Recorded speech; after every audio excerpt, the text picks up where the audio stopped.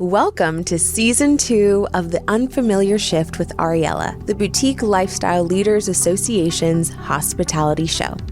This is a podcast about the boutique hospitality community and how its top industry executives and leaders stay up to date on the best innovative trends in boutique hotels all around the world.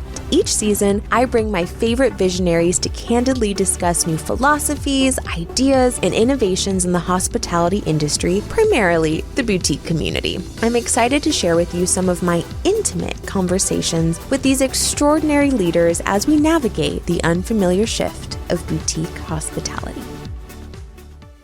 This episode is sponsored by Solanas, the property management solution for boutique hotels. Hey listeners, welcome to the inaugural episode of Season 2 of The Unfamiliar Shift with Ariella, a BLLA production. Thank you so much to our sponsor Solanas for their incredible support of our mission to create a platform for boutique hospitality leaders to have a voice. Today we're journeying to the heart of Paris's Pigalle neighborhood with a truly special guest. Introducing Charlotte Gomez de Orozco, the brilliant mind behind Hoy Hotel Paris. Hoy, which stands for Home of Yoga and translates to today in Spanish, is not just a hotel, but a transformative experience. Imagine a space where yoga pulses through its veins, where every room is a blend of feng shui and eco-conscious design, and where dining is a plant-based culinary delight. Charlotte, with her rich Franco-Mexican heritage and deep-rooted passion for hospitality, has crafted Hoy to be the epitome of sustainable luxury. Drawing from her childhood memories in Mexico, her family's traditional approach to hospitality, and her modern vision for a more responsible hotel industry, she's reshaping the way we think about travel and wellness. Dive in with us today as we explore Charlotte's vision for a hotel that places both people and planet at the forefront. Let's get inspired by Charlotte's tale of innovation, sustainability, and heart.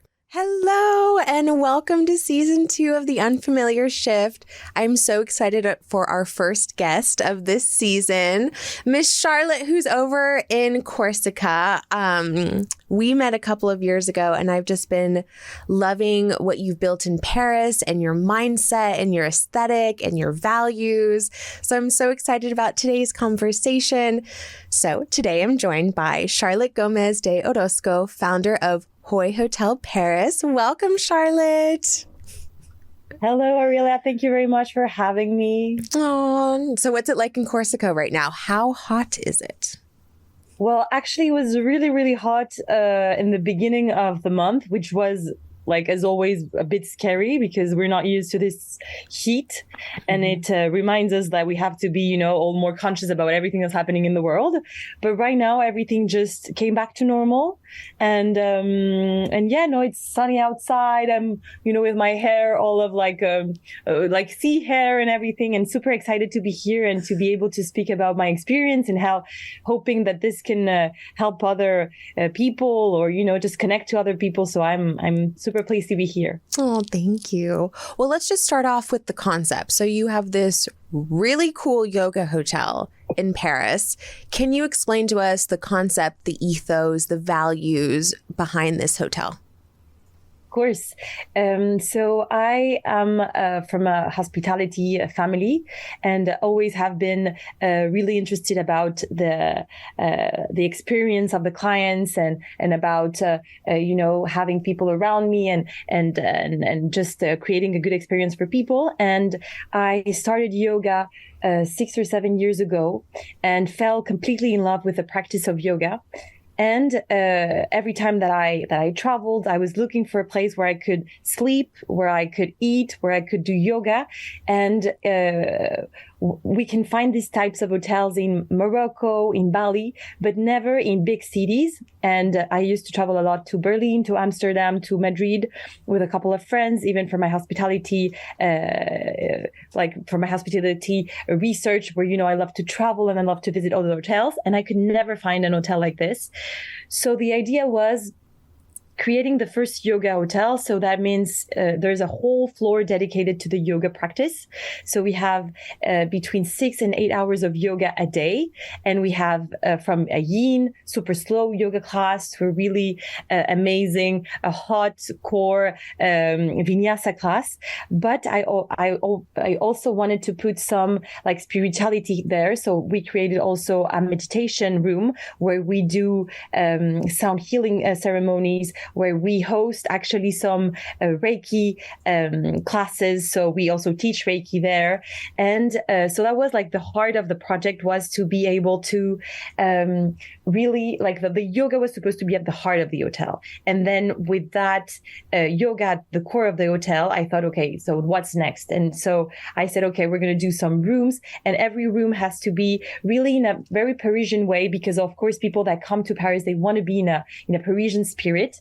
But we thought, okay, in this continuity of doing like the yoga at the core of everything, we're going to put some cushions in the floor so that people can meditate.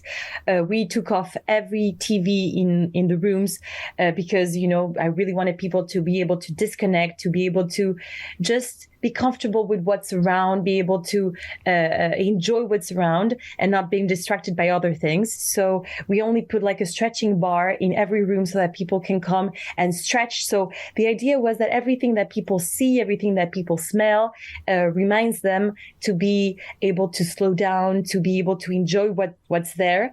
And so we worked for a couple of months with a feng shui teacher and architect to be able to build the room so that even things that people cannot see or smell, but things that people can feel, even that was supposed to bring them back to what's yoga. And of course, we are zero waste and zero plastic. So it was super fun to be able to go and speak to all those small brands that create around sustainability and be able to speak to them and you know, to source an amazing shampoo, an amazing conditioner. But everything was supposed to be like, the only things that we have in the room are super sourced, but it's not too much, because I really wanted to be able to bring my clients to this really fundamental thing that less is more. So not having like 10 shampoos and 10 conditioners, a little bit what Soho House did at one point, and that was really cool. For me, was really like, okay, how can I do less, but still be in a super like quality type of atmosphere?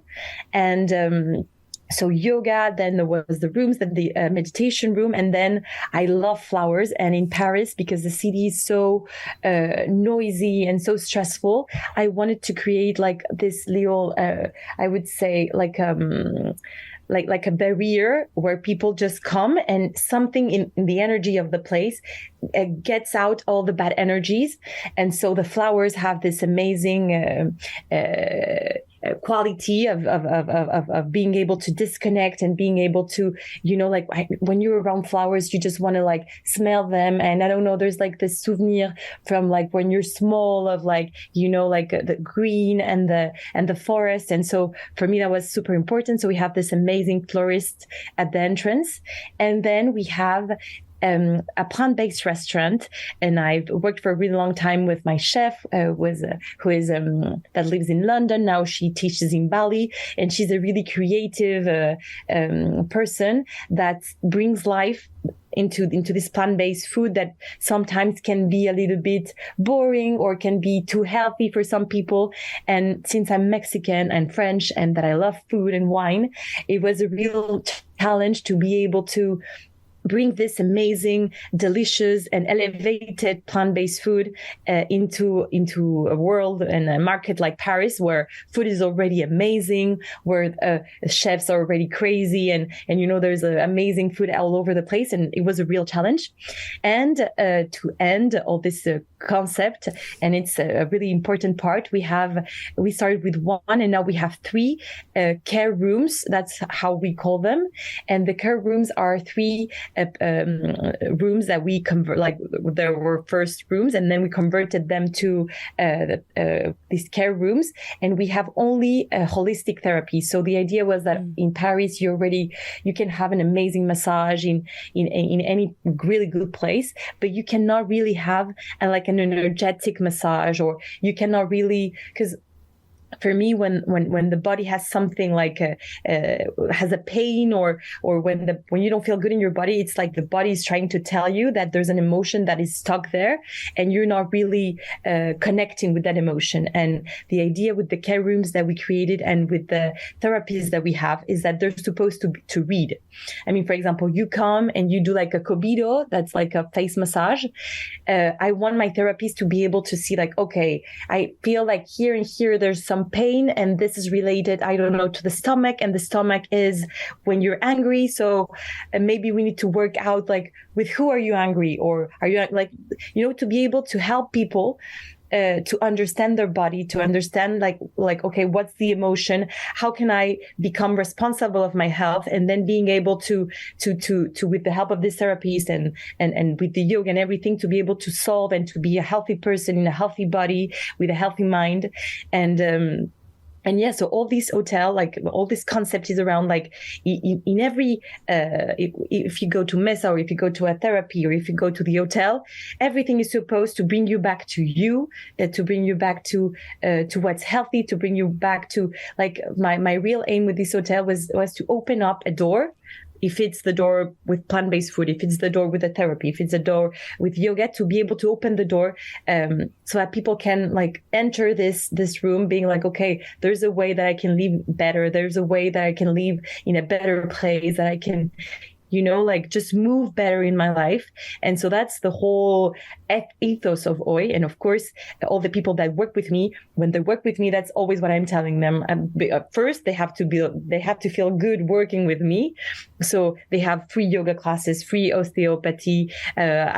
Instead of giving them like, sometimes, they want, they're like, okay, Charlotte, can I have a little like augmentation of my salary? And I'm like, okay, but I give that, but I also give another possibility of like paying like a psychology, and to be able to bring them to a kinesiologist, and, to be like, okay, I know that you want this, but maybe another advantage that I can give you is this, and this door is another door for you to be able to know yourself. Yes. And to be able to feel better. So I'm always like, I'm like testing and learning with people that work with me, but really what makes me happy and what makes me passionate about what I do is like help people to feel better. Mm-hmm. And that I have this amazing luck to be able to do that with OI.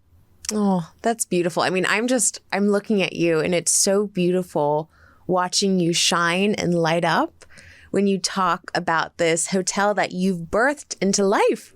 And I just, it makes me so happy, because this is truly what passion is. And I'm seeing you embody that right now. It's like, oh my God, this is why I'm in this industry. You're reminding me of that. And, I'm very much in the wellness space. So what you're talking about very much aligns with my personal values. And I love your viewpoint when you have someone on your team who's asking for a higher salary. And then as owners, we're like, okay, what do? We got to make this work. We got to, do we want to raise their salary or not? But you also you have other options for them. And I've actually never really heard of that talked about before. So thank you for bringing that up. I want to go back to the beginning. So we have the concept of HOI, which is so incredible. How many rooms is the hotel? The room is 23 rooms. 23 rooms. And how did you find this piece of property? So we, in Paris, there's only, and that's a thing that somebody told me last year, there's only 57 hotels a year that are sold. So there's really it's a big market, but only few people really sell their hotels. Mm-hmm. So it's and sometimes when they sell at a super high price. So it's complicated to find. And when you are like, I don't know, a big fund or when you have like a lot of money, it's super easy. But when you're like a family business, where you need to be really careful about how you invest your money with who, it's complicated to find an hotel to buy in Paris, in this like amazing city. So we looked at, I don't know, maybe 15 or 16 hotels. And one day I was with my mom and we were walking around La Rue des Martyrs, which is an amazing street in the heart of the 9th quarter of Paris. And my mom sees the hotel, and she tells me, and since I'm small, I think 100 times my mom sees one hotel, we go into the hotel and we start speaking with the receptionist or with whoever is there, and we're like, oh, how many rooms do you have, and can we visit a room, we would like to rent a room for a friend. And so that's how we enter that hotel, and we see that there's this really old man. And so my mom, that has a lot of instinct, she's like, maybe we should ask like the girl that helps us like buy and look at the hotels if this hotel is like for sale. And so that's how it really started. But the owner, because in Paris you have the property of the walls, like you have like the walls, and then you have the property of the commerciality of the place. So it's like two things. And so at that moment, there were two different owners, one that had like the hotel and that was the operational part, and the other that had walls. And with a little bit of research, we found out that actually the person that was the owner of the walls, he actually, you mean wanted like the owner of the land, the owner of the building. Exactly. The owner of the building. Exactly. Got it. Yeah, the walls, it's how we say in France, but yeah, it's the building. And so we figured out that guy wanted to sell, but because the guy that was in the operations, like this old man, didn't want to sell, it was complicated, because to sell the whole thing, you have to, be able to own the whole thing. Yeah. And so we send at that point my grandfather, because he's the one that started this whole business with my family. And he was like, okay, let me go and speak to this old guy. Maybe I'm going to be able, to tell him that we are actually a family business, that we're going to take over that business, but like it's going to stay in this same family line. And so actually my grandpa is the one that convinced this old guy. Yeah. To sell us the operational part. And then when we had the operational part, we went to see the guy that had the building, and we're like, oh, can we buy both?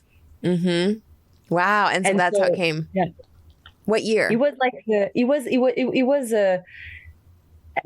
I truly believe that, there's a destiny and there's something, of course, there's a lot of work. But at one point, it's also like my mom just felt it was that building. And then we visited, and then we sent my grandpa. It was like a whole super unbelievable thing, but actually it worked out. And of course, this old man, when we were doing all the construction, he was, because old man hates, change. And he had this hotel for like 20 years. So he was like, oh, are you going to change this, or can we, because there was a turtle living in the place, and he was like, can you keep the turtle? And we were like, yes, we're gonna keep the turtle. Do you have the turtle? No. The turtle died. Oh. Or we all rest in peace. Rest in peace. And then a couple of months after, the old man died, and that's why he wanted also to sell, because none of the children wanted to take over the business. And so he was like, well, okay. So it was like, it was a coincidence, and it was also work, and it was also timing, because timing is key all the time, like in a love story, in work, in it's like a couple of things mixed together. And now a word from our sponsor. Solanas is an intuitive property management system powered by a business intelligence engine, offering the hospitality industry a single, robust solution for managing hotels, resorts, vacation rentals, and corporate housing. Its ease of use, streamlined onboarding, and 24/7 support make it the preferred PMS solution. Headquartered in San Diego, Solanas is the vision of hospitality experts and technologists who believe it is time for a new era in property management. Ready to discover how they can work with you to elevate your property? Visit Solanis, SOLONIS.com to get started. And now back to the show. Wow. Wait, so what year did you find the building? We found the building in 2018. And then when did you open? And then the building was super old, so we had to close, and we closed for almost 2 years. 1 year because we had to like break everything inside, and then there's like a little ingredient in the construction that's called amiante, which is a little bit dangerous, so nobody could enter the place for a year. And then we started working with architects, and then we opened in January 2020, so wow. 3 years after. 2 years after. So what are some lessons learned between those 2 years of opening your first hotel? Oh my God. That's like... Are we going to be here a while? we're gonna no, but like, I mean, it's. I think it's harder to like have a project, imagine a project, find the building, and it's like that. Those 2 years were longer and harder for me than then having the hotel and then doing the operation, because that's what we do in the family, so that's easy. But all the part of like having an idea, because of course today it seems easy because the place is there, and I don't know how, with what magic, everything just folds into place. But it's super hard to have an idea and to be able to actually then work with people, with architects, with construction companies, and being able to exactly explain what you actually have in mind. And so first I was really young, because I was 25 years old.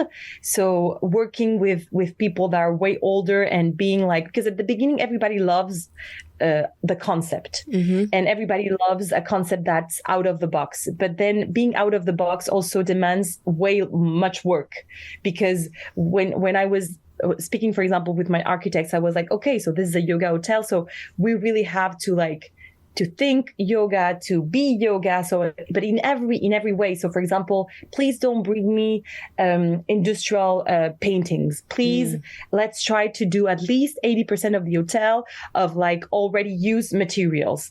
And so all of that work that demands, of course, a lot of work and a lot of research that they're not used to do, that pretty quickly became a problem, because they were like, no, I mean, we signed like this contract with this timing of work, and your daughter is asking us to do things that we're not used to do.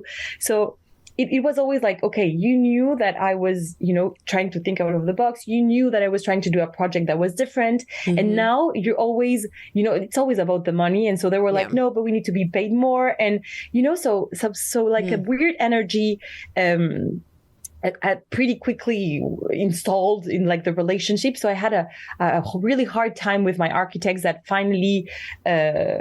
we finally fired, because after a year and a half of working with them, it was almost like a patchwork of like bad things, bad energy, and they couldn't like never understand. For example, I was like, okay, there's so like in France we have so many wood that is like not like that somewhere and nobody's using it because it's different, because there's like from old doors, and I was like, we're using a lot of wood.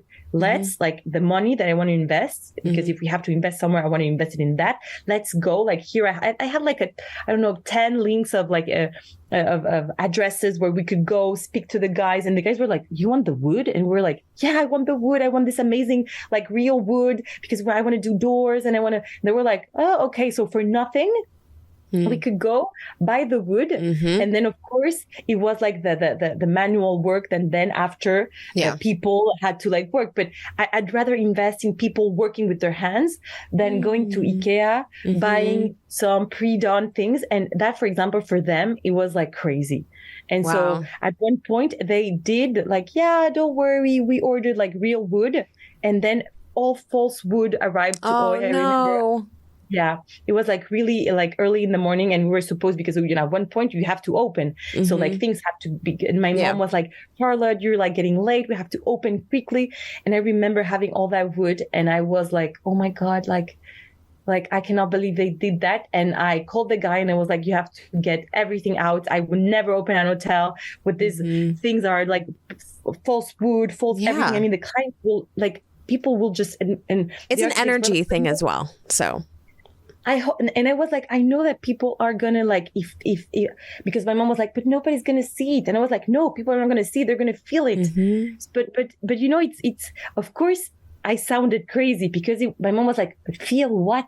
And it was like, well, feel that it's false. Yes. And, it was so that was the hardest part of the 2 years of construction. It was first finding people that were really like engaged, and being like, because it's something to say like, yeah, I love your project, let's work together. And then having people really like, okay, we're going to do the hard work, we're going to do the extra mile, and people that really have like, that put a meaning into what they do. And those two architects, they were, I guess, too old, they didn't want to work as much, I don't know, but it was a hell like all over the place, until I found another girl that was not an architect, but was really creative, and exactly in the mood of what I wanted. And she was like, okay, I'm not an architect, but I can for sure help you like get everything together, because I mean, I love decoration and I love like putting everything together, but at one point it's a job. So I was like, I don't know if that, and I was young, so I felt like I need like a partner or an associate. And my mom, she's really good with like finding buildings and everything, but then in the concept she was lost. She was like, I mean, I don't understand. So thank God I found this amazing girl that's called Sabrina that helped me and was really my partner, and she worked with me like an associate, and thanks to our job together, we figured out how to get first all the like decoration, and then of course there was all the amazing part of like amazing and hard part of like finding your the people that you're going to be collaborating with, so the people that are going to be working with, the people that are going to be like part of your family, because that's also super important. And so pretty quickly I was like, okay, I'm Mexican. I know that Mexican people are really hardworking people. So I was like, okay, I want to work with Mexican people. So I went into a Facebook group of like Mexicans in Paris, and I was like, guys, ¿cómo están? Soy mexicana. I'm opening this crazy hotel around well-being. I don't know if you know about well-being or not, but trust me, come with me. I want to work with you. I want to be able to connect with people that are from my country, because Oi is also, it's really inspired from my Latino roots. It's really, it really comes from like, Oi is my French and my Mexican part. And I really wanted both. And I did a really good job. Now I know, because I've hired a couple of people that are still with me, that really believed in the project, that really, that sell the project every day to the clients, that are super patient, and really it's not an hotel like every other. We have so much work, and I'm super exigent with a lot of things. So it was a lot of work, but I would say like the hardest part was really to get the project down on a paper. It was really like make people understand where I wanted to go. And that was really a hard part, because even I was like, I mean, I have an idea, but you know, like between the idea and what you really do, there's a world of difference. Yes. It's the development process. Like creating concept. Which is cool. Yes, it's cool. But to actually execute on that, it's a very difficult journey, especially because you're an independent boutique hotel. You have 23 rooms. You're under 50 rooms. It's a harder journey, but like how we started this podcast, seeing you shine, this hotel seems to be an extension of who you are. Would you say that's correct? Completely. I mean, and that's why my mom is like, nobody but you can really be like behind it. And so today in our evolution, where I want to like open other Ois, it's really hard because I cannot be at two places in the same time. And so today is like, okay, how can I expand? How can we, because I'm Mexican, so I would love to open a yoga hotel in Mexico. And I'm like, okay, but I would have to move there, but then I would have to leave Paris. And so, and it takes a lot of time to be able, even the people that you work with, to be able to really give them everything you have, like your passion and everything, so that they're able to do that for you when you're not there. Yep, absolutely. I want to get into, so you were born in Mexico, right? Yeah. No, I was born in Paris, but lived in Mexico until I was 13 or 14 years old. Where in Mexico? Mexico City. Oh my gosh. I'm trying to go. It's been calling me there because of all the creative energy I feel like is just in that land right now. So and food is amazing. Yeah. Yes, I have heard. But I want to ask you, how do you bring your Mexican culture into your hotel? So first, the name, which is Hoy. So Hoy means today in Spanish. Yep. And of course, with all this yogi energy, it's about being here today. So it's a gentle reminder of, we have the present moment, we have today, and what we're going to accomplish today. So that was a really first, and it also means home of yoga in English. So it brings a little bit of both. I bring it because I employ a lot of Mexican people. The plant-based restaurant is inspired from the Mexican culture of how you eat. So we have a lot of tacos. We have a lot of pan de muertos. We have a lot of spices in every food. And the name, we have the food, we have also all the communication around it. So we have a lot of totems, and totems is a really important part of Mexico because we have the pyramids, we have and it's also the balance with yoga. So I don't know how to explain, but everything at one point just unfolded like, okay, hoy means today, it means home of yoga. The totems is exactly what I want. I mean, at one point in a project, after like really thinking about it and speaking about it, and it's a lot of like speaking to people, I remember pitching the project for 2 years, and everybody was like, okay, a yoga hotel, that's weird. And it was like, yeah, but imagine that and imagine that. And people were like, yeah, it could be nice. And so at one point everything unfolded. And of course, in those 2 years, also what I've learned is that there's some people that just directly understand where you want to go to, just like instantly understand you, the energy is good, and some others where the energy is just heavy and it's hard. And so I know that sometimes in life you cannot always work with people that are like in your same energy and everything, but at one point when it becomes too heavy, you need to let it go. Like, okay, this is not working, and it's no problem, it's not you, it's not me, it's just us together not working. And so for example, with my graphist, that she's an amazing Mexican girl. At the beginning, I was like, I'm not sure the energy is going to be good. And then at one point, everything just, went good. And she understood exactly what I want to do. And she wrote all the website. And so, yeah, I mean, I work with a lot of Mexican people. And I think that's what brings a little bit my heart into Mexico, because I live in Paris now. Even though I go a lot to Mexico at least 1 or 2 months per year, I have my dad living there, my sister. Really, the fact of even in the hotel, everybody speaks Spanish. I mean, I speak Spanish with my relatives. We go in the kitchen, we speak a lot of Spanish. And so even the French people that work with us that don't speak Spanish, now they know like a couple of words, and we do a couple of private jokes in Spanish. So yeah. I love that they didn't realize like this is also my job and I get to learn another language. I think that's incredible. And I think that's something that we need to discuss in our industry more often, is as you're an independent boutique hotelier, these hotels are an extension of you. They're also an extension of your culture, and being open to sharing that, I think, is very important. And I also want to now talking about land. So the hotel is in Pigalle, is that correct? Exactly. So I know that area has changed a lot. Can you talk to us about how it's evolved, how you've seen it evolve even before the hotel, and then now coming and having a hotel in an area that's been gentrified? Completely. So the 9 is really like it's the name of the 18th neighborhood in Paris, and in between those two neighborhoods, so there's Montmartre, which is really touristic. And actually, I also have a wine bar in that area. Ooh, wait, what's it called? It's called Gisou. Oh, very It's a wine bar and a cocktail bar that I opened when I was 21. Oh. So a couple of years ago. Yeah.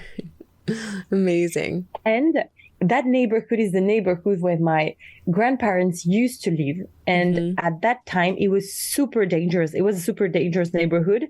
My grandpa got shot in that street like 15, 20 years ago. Oh my God. Yeah. In the same area where the hotel is, in Pigalle. Exactly. Wow. Exactly. And there's like a whole street where it was really actually known for the cabaret. So there were 2 or 3 places where there were like a little bit sexy, naked, artistic girls dancing. So there were a lot of dancings, and there were a lot of sex shops. Yep. So for a really long time, people went there a little bit for the fun and to discover like crazy things. A little bit like in Amsterdam, you have this neighborhood of I don't know what's it called, but this crazy red light district. Exactly. Yeah.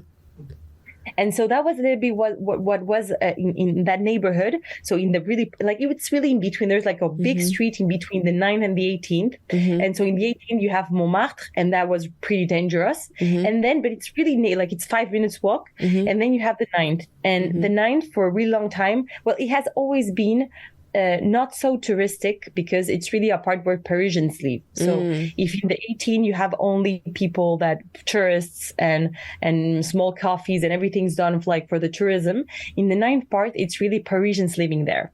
And that's what I liked about opening an hotel there. It's because everybody wants to open an hotel where you have the Tour Eiffel, where you have like really touristic place, because it's true that it's people come because they're near something that they want to see. But at the same time, I, from the beginning, wanted to open this hotel to be able to bring Parisians together also. And to be able to say, okay, the tourists or the yogis that come to Paris, they don't want to be in a touristic hotel or in a touristic neighborhood. I mean, I don't want to be in that when I go to Barcelona or to Madrid or to Amsterdam. I want to be in a place where the Madrilens are there, where the girls from Amsterdam go to do yoga. And so I really chose, and that's what we loved about that street and that neighborhood. It's like, it's close from something touristic, but not really in that zone. You have to walk a bit, but you're really in the heart of a place where people live. And that street, we bought it in 2017. So in the last 5 years, so the street where Oi is, actually has completely exploded. So a lot of old restaurants got sold, bought by the new generation of hospitality people. And so now we have a lot of amazing little boutique hotels, a bunch of little grocery, biological shops that opened. You can do a poterie, when you like sculpt things, you can do ceramic. Yeah, no, it's crazy. It's crazy. Really, like now the neighborhood, we teamed up all together to be able to create like the best neighborhood. Wait, I love what you said there, where you teamed up to create the best neighborhood, because, so I started off this question with a word that I think can trigger a lot of people, which is gentrification. And it's something that I've struggled with being in this industry, because it's like a fact is that we do gentrify areas. But I so love that I asked you this question, because I didn't know what you were going to say. And I didn't realize that Pigalle was like this, that it was really community coming together and keeping that independent spirit within the area. So it's okay, everyone. Are you listening? It's possible. This is possible. By the way, next time I'm in Paris, I'm so coming to visit you. And you need to come. I've been waiting for you for like the last 2 years. Oh my God. I'm late. I'm so late. But I also think you have a point. Because if we look at Gen Z and like that in between, the Gen Y, Gen Z in between period, which I think you and I both are, I don't want to stay in a city center. So I did Europe for summer. And I'm thinking where I stayed in London was Bayswater, which I loved because there was like 2 other hotels in the area and it was all locals. Everything was independently owned. You could walk, to Marylebone and, go to Oxford Circus, Mayfair, all that. But I stayed in an area that was a little bit far. I could easily take the bus, which I loved. I think people forget in London how lovely it is to take the bus. And then I was in Florence and I also stayed outside of the city where I had a car coming in from Tuscany, but I could park it there. And if you know Florence, it's like you can't drive anywhere. But I was right outside of that. I would just walk down the river 10 minutes and then I was, where I wanted to be. But I think you're really onto something in terms of travel consumer behavior, is that we're moving towards kind of being not right in the center, but we are looking to be close, but a little bit outside.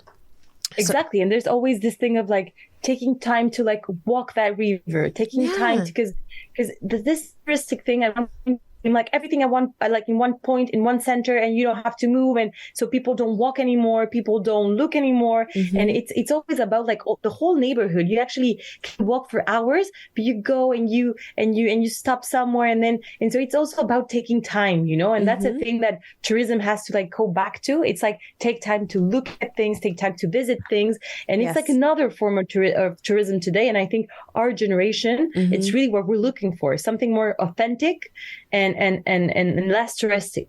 Yes, exactly. And I think it's also, we've been hearing this a lot in the industry, but it's slow travel. So instead of going to like 500 cities and like, okay, we're going to go everywhere, it's like choose 2 places, stay there, and it's through energy we ground into the land that we're on. And I don't know if a lot of tourists think like that, but you can see behavior changing when you talk to your friends. Or I think what would be such a cool study is to see the data. I'm sure that we could partner with someone and figure out like the length of stay, why that's adjusted. Because I think that there's a deeper root cause, and we all know, like, this is a hospitality podcast, but I only have conscious souls on this podcast where we're very aware of energy and who we are as people. And so we've changed. I think after 2020, it's evident. It had been changing, but it's tangible now. We can see it. And then I just want to end our conversation by talking about feminine-led leadership. So you are a woman-owned business. And just from hearing you, it seems like you are feminine first in your approach to leadership. And what does that mean to you to be a leader? Well, first of all, I didn't really did it on purpose, but I work mostly with women in my hotel. I come from a family where we're 4 girls, so my mom and my 2 sisters, and I have a really strong relationship with women. I know that not all women feel comfortable around all other women, but today I being a feminist, it's quite a complicated question because, for example, I work with a lot of girls in the restaurant mostly that had horrible experiences with being girls in this industry, which more in restaurants than in hotels, but that had really complicated experiences. And when I speak to other chefs that work and everything, it's always about what's the place of the woman in this industry that was led for so many years by men. And today I've had the chance of always, first I opened my wine bar and I worked only with men, but I really felt comfortable. And now I opened this yoga hotel where I also feel really comfortable working with women. And also for me, Oi is, and that's why this girl that works with me and had this horrible experience, we've been following her with this psychiatrist and this kinesiologist to be able to also, it's not about women being more strong than men, but it's more about everybody being at the right place. And so to be at your right place, you really have to be good with yourself, with what you do. You need to feel legitimate about what you do, like really comfortable with your strength and not, it's about not trying to be someone else. It's about trying to be you. So for me, being a feminist is, just taking your place with your strength, with what you don't know what to do. And that's not a problem. It's like about learning, and it's about teaming up. So for me, being a leader is really about, it's not about taking what others have. It's not about, it's about being at ease in my place. It's being like, okay, this is where I come from. This is the chance that I have of having a family that's in the hospitality industry. I know that a lot of people don't have that luck. And today it's like, okay, how can I do to bring people together, hold space for everybody to have their own legitimacy and being at the right place. And that's how I feel a leader should be. It's not about taking from others. It's about putting people in the right place, at the right time. And so I love working with girls because I love giving them that energy of like, you don't need to fight against someone. It's like, I'm giving you that place, take it, be comfortable in that. And so that's a little bit the mentality that I have with the feminism and with being a leader. And it's, I think that I'm always working, but it's giving people their place, like prendre sa place. Oh, I think that's so beautiful. I've actually never heard of it that way before. So thank you for sharing that. I agree though, that it's what I've noticed with the women's movement, and then also specifically in our industry, is like, we're so focused on gender equality, but what's happening, what I've noticed and with my own journey, is that women who are coming into these leadership roles, they're losing like who they are. like they're, as women, they're molding into, you know, how men work. And I think that it's now time to realize we work in different ways. We have different needs, XYZ. You know, we have in Spain, right? They're giving menstruation leave. Like, governments are seeing it. And I think it's really beautiful how it's evolving. And I have like one of my biggest passions in life is like helping women remember their womanness. Like, let's celebrate that instead of suppressing it. So that's completely. And that's exactly what I do. It's like about just giving people the right to be themselves and being like, you know, work your strength, not be ashamed of what you don't do good. And, you know, if everybody was just comfortable with what they do instead of being compared, of being like fighting it against something, a war that, you know, we don't know. It's a bit how I feel comfortable with, you know, going on with being a girl in this industry, with working with girls, with like handling conflict all the time. And so, yeah. Oh, I love this. I can't wait to meet you in person and give you a big hug. It's like, you're right. It's many years too late. I can't wait to come to Paris and experience what you've built and get to meet you. And I'm just so happy to know you, Charlotte. Oh, thank you for being on this podcast. Thank you for having me. I'm super happy always to be able to speak, to be able to communicate with people. A lot of people write me like on LinkedIn. And I love to share my experience and to team up and to be able to create great projects with people. So thank you very much for having me. Thanks for listening to The Unfamiliar Shift with Ariella. Make sure to subscribe and leave a review. Let us know what you think. To learn more about the world of boutique hospitality, be sure to check out our website, blla.org. And thank you to Solanas for sponsoring today's show.